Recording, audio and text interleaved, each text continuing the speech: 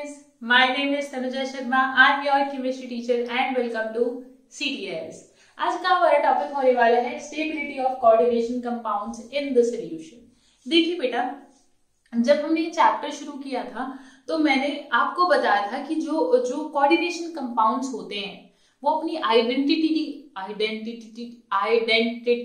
को रिटेन रखते हैं। ठीक है, सोल्यूशन में आइडेंटिटी को अपनी रिटेन रखते हैं। ठीक है, यही बताया था ना। ओके, अब हम यहाँ पढ़ने वाले हैं उनकी स्टेबिलिटी के बारे में।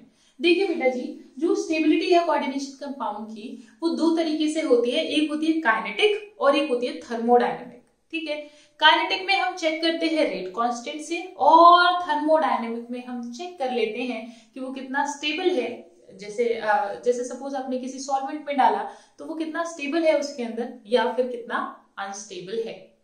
ठीक है, और काइनेटिक में इनर्ट लेवाइल आता है, वो आपके सिलेबस में नहीं है, तो हम सिर्फ पढ़ने वाले हैं थर्मोडायनेमिक स्टेबिलिटी को। काइनेटिक आपके सिलेबस में नहीं है। ठीक है, तो बेटा जो थर्मोडायनेमिक स्टेबिलिटी है, मैंने यहाँ पर एक बहुत छोटा सा पॉइंट लिखा है कि होगा क्या कि जो थर्मोडायनेमिक स्टेबिलिटी जब हम डील करेंगे इससे, तो ये मानेगा कि जो मेटल और लिगेंड है इनको जब मैंने सोल्यूशन में डाला, यानी कि मैंने मान लीजिए कोई सॉल्वेंट में डाला, ठीक है, तब भाई सॉल्वेंट पे जाएंगे तभी तो सोल्यूशन बनेगा ना। ठीक है, तो मान लीजिए कि जो मेरा मेटल है और जो मेरा लिगेंड है ये दोनों आपस में लुईस एसिड बेस रिएक्शन करते हैं। यही तो होता है, एक इलेक्ट्रॉन देता है एक इलेक्ट्रॉन लेता है, तो लुईस एसिड बेस रिएक्शन ही तो हुई। इसमें कोई मानने वाली बात तो थी ही नहीं, है ना भाई। क्या था, जो मेरा मेटल था उसने इलेक्ट्रॉन एक्सेप्ट किए तो वो लुईस एसिड हो गया और जिसने इलेक्ट्रॉन दिए वो लुईस बेस हो गया। ये मैंने बिल्कुल आपको फर्स्ट लेक्चर में पढ़ाया हुआ है। ठीक है, बिल्कुल वही सेम बात कह रहे हैं ये।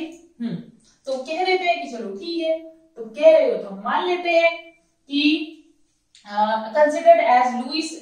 कंसिडर्ड जो इनकी रिएक्शन है वो कंसिडर कर लेते हैं हम as a Lewis acid and Lewis base reaction in solution यानी सोल्यूशन के अंदर बात हो रही है। ठीक है, अच्छा बेटा जी देखिए, जब सोल्यूशन के अंदर बात हो रही है तो हम क्या करेंगे, मान लीजिए मेरा जो मेटल है वो लिगेंड के साथ में बॉन्ड करेगा, तो मेरा जो मेटल है वो लिगेंड के साथ में बॉन्ड करेगा और क्या बना देगा, Ml बॉन्डिंग हो जाएगी बेटा इनकी पूरी। ठीक है, इनकी बॉन्डिंग हो जाएगी। तो ऐसे मान के चलिए ये जो बीटा लिखा हुआ है ये है आपका स्टेबिलिटी कांस्टेंट। अब मैं इस चीज को आपको एक एग्जांपल से समझाऊंगी, देखिएगा बेटा।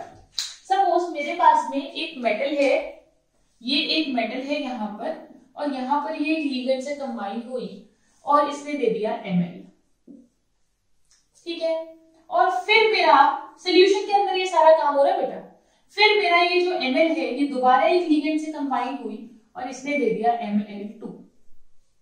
ओके, अब फिर दोबारा यही हुआ, Ml2 कंबाइन हुआ एक लिगेंड के साथ और इसने दे दिया Ml3, और Ml3 कंबाइन हुआ एक लिगेंड के साथ और इसने दे दिया Ml4। ठीक है, अब बेटा जी अगर आप इन सबको ऐड कर दोगे तो इस Ml से Ml कट जाएगा, इससे ये कट जाएगा, इससे ये कट जाएगा, and you will get your reaction, and your reaction would be metal plus 4 ligand will give you Ml4। यही तो आएगी मेरी फाइनल रिएक्शन, राइट। अब देखिएगा बेटा जी, मान लीजिए ये जो रिएक्शन थी बेटा, ये सब ये इक्विलिब्रियम में मान लीजिए। ठीक है, ये रिएक्शन ऐसे चल रही है। ठीक है, तो इसका जो है वो है K1, इसका K2, यहाँ K2, यहाँ K3 and here would be K4। Clear हो रही है बात। ठीक है, ये रिएक्शन सारी इक्विलिब्रियम में चल रही हैं। अब यहाँ पर बेटा यहाँ जो इक्विलिब्रियम कांस्टेंट है वो K1 है, यहाँ K2 है, यहाँ K3 है, यहाँ K4 है, यानी कि जो मेरा जो नेट रिएक्शन होगी बेटा जी, उसमें जो मेरा नेट इक्विलिब्रियम बेटा इन सबका मल्टीप्लाई हो जाएगा। ठीक है, अब देखिएगा बेटा जी, जब मैं इसका इक्विलिब्रियम कांस्टेंट लिखूंगी तो वो क्या होगा, उसका मान लीजिए मैंने बीटा लिख दिया, वो इक्विलिब्रियम कांस्टेंट, तो जो बीटा है वो बराबर किसके होगा, Ml4 यानी कि मेरा प्रोडक्ट अपॉन मेरा रिएक्टेंट लिगेंड की पावर 4। क्लियर हो गई बात। अब बेटा जी ये जो है ये यहाँ तो मैंने जनरल एक रिएक्शन के लिए बता दिया, ये मैंने जनरल बता दिया सभी रिएक्शंस के लिए। अब मान लीजिए आपके 5 लिगेंड होते तो एक रिएक्शन और इंक्लूड हो जाती, 6 होते तो 6 रिएक्शन और इंक्लूड हो जाती। और आप लास्ट में ये जो बीटा है, बेटा ये जो फाइनल है, यही है आपका स्टेबिलिटी कांस्टेंट, जो कि यहाँ पर भी लिखा हुआ है।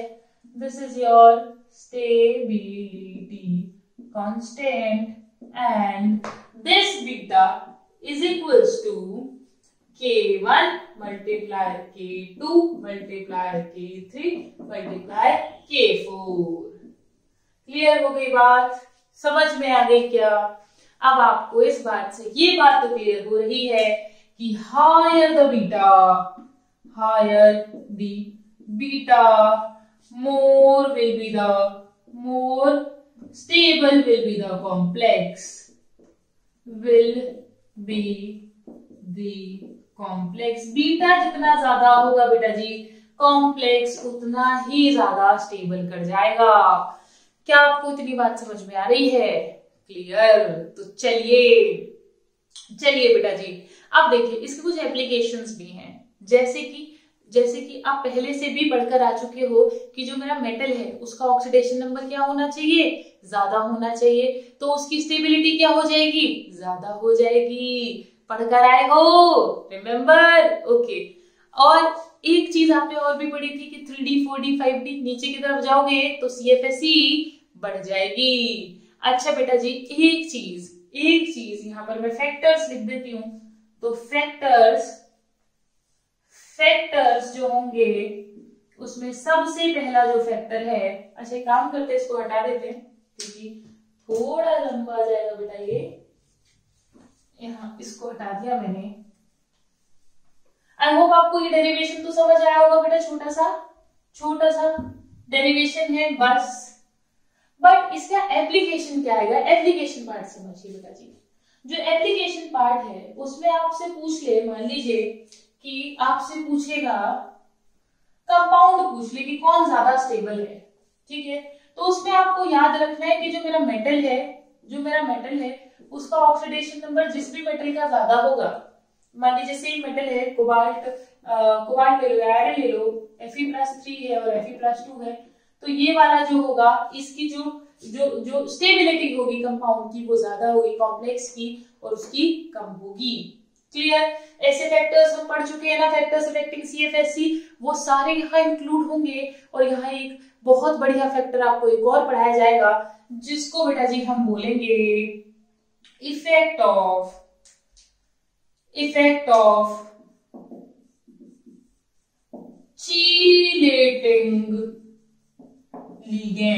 चीलेटिंग लीगेंड का इफेक्ट बेटा जी। देखिए बेटा जी, अगर आपका चीलेटिंग लीगेंड कहीं भी आ जाता है तो उसकी कॉम्प्लेक्स की स्टेबिलिटी बहुत बहुत बहुत ज्यादा बढ़ जाती है। मान लीजिए मैंने लिखा FeC2O4 का होल थ्राइस और यहाँ मैंने दे दिया -3, तभी तो जाएगा 3 - 6 प्लस, ठीक है, -3, और यहाँ मैंने दे दिया FeSCN का होल 6। सोचो ये कौन सा लीगेंड बेटा? जल्दी बताओ कौन सा लीगेंड है ये? ठीक है, कौन सा लीगेंड है बेटा जी? ये लीगेंड हो गया हमारा चीलेटिंग लीगेंड पढ़ाए थे, याद है? बाइडेंटेट लीगेंड जो रिंग फॉर्म करते हो वो चीलेटिंग लीगेंड होते हैं बेटा जी। और ये हमारा हो गया, अच्छे से 3 - लगाओ, ये हमारा हो गया एम्बिडेंटेट लीगेंड। दोनों ही स्ट्रॉन्ग लीगेंड हैं, टक्कर मुकाबला बराबर का है बेटा, लेकिन जीत कौन जाएगा? जो रिंग बनाएगा वो जीत जाएगा। ठीक है, तो जो चीलेटिंग लीगेंड होते हैं वो उनकी जो स्टेबिलिटी होती है बेटा, जो चीलेटिंग लीगेंड है वो कॉम्प्लेक्स को ज्यादा स्टेबल करते हैं रादर देन अदर लिगेंड्स। क्या इतनी बात आपको समझ आ गई? क्या इतना कॉन्सेप्ट क्लियर हो गया आपको? तो बेटा जी जो आपसे क्वेश्चन आएगा स्टेबिलिटी ऑफ कोऑर्डिनेशन कंपाउंड में, या तो वो आपसे डेरिवेशन छोटा सा कराएगा, अदरवाइज आपको मोर चांसेस आर कि वो आपसे इस तरह का आपसे पूछ ले कि give the order of these complexes, give the order of the stability in these complexes. ठीक है। तो कॉम्प्लेक्सेस आपको दे दे और आपको ऑर्डर निकालना हो स्टेबिलिटी का, तो एक बार दोबारा याद करो, दोबारा रिवाइज कर लो बेटा जी। सबसे पहला कौन था? हाँ हाँ जल्दी बताओ कौन था? कि हमारा जो मेटल है वो कैसा होना चाहिए? हाँ छोटा, चार्ज ज्यादा।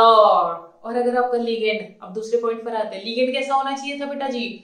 स्ट्रॉन्ग लिगेंड अगर होगा तो CFSC ज्यादा, ठीक है। आज तीसरे पॉइंट पर आते हैं बेटा जी। तीसरा पॉइंट क्या था? तीसरा पॉइंट यही लगा लो बेटा जी, चीलेटिंग लिगेंड।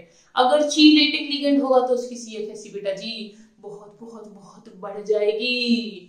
और fourth point 3D 4D 5D, ऊपर से नीचे आओगे बेटा जी तो Z इफेक्टिव बढ़ेगा, जिसकी वजह से CFSC भी बढ़ जाएगी। क्या आपको ये पोर्शन इतना क्लियर हो गया?